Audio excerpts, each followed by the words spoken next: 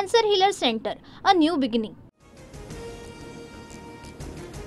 औरंगजेब क्रूर शासक होता, फडणवीसही तेवढेच क्रूर. औरंगजेब आणि फडणवीसांचा कारभार एकसारखाच. काँग्रेसचे प्रदेशाध्यक्ष हर्षवर्धन सपकाळ यांचं वक्तव्य.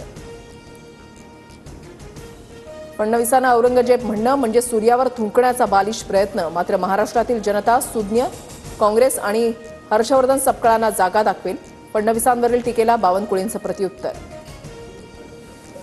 हिंदुत्ववादी संघटनांनी दिलेल्या इशाऱ्यानंतर औरंगजेबाच्या कबरीची सुरक्षा व्यवस्था वाढवली. कबरीच्या प्रवेशद्वारावर एकच व्यक्ती प्रवेश करेल अशी बॅरिकेटिंग. मुख्य दरवाजाही पोलिसांकडून बंद. पुण्यात औरंगजेब समजून बहादूर शाह जफरचा फोटो जाळला. पतित पावन संघटनेच्या आंदोलनामधला प्रकार. औरंगजेबाच्या उदात्तीकरणाचा निषेध करण्यासाठी केलेलं आंदोलन. नोटीस न देता खोक्याचं घर पाडलं. हे कुणाच्या दबावाखाली होतंय? देशमुख हत्या प्रकरणापासून लक्ष विचलित करण्यासाठीचा प्रयत्न. खोक्याच्या कुटुंबियांची भेट घेतल्यानंतर सुरेश धसांचा आरोप.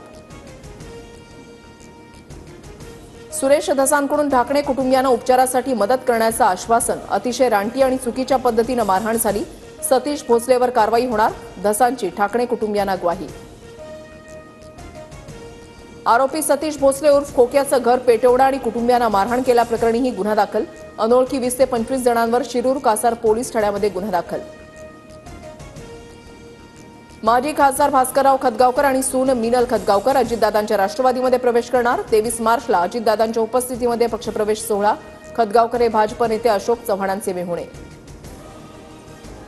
मुंबईतील हवेच्या गुणवत्तेमध्ये सुधारणा. निर्देशांक समाधानकारक श्रेणीमध्ये.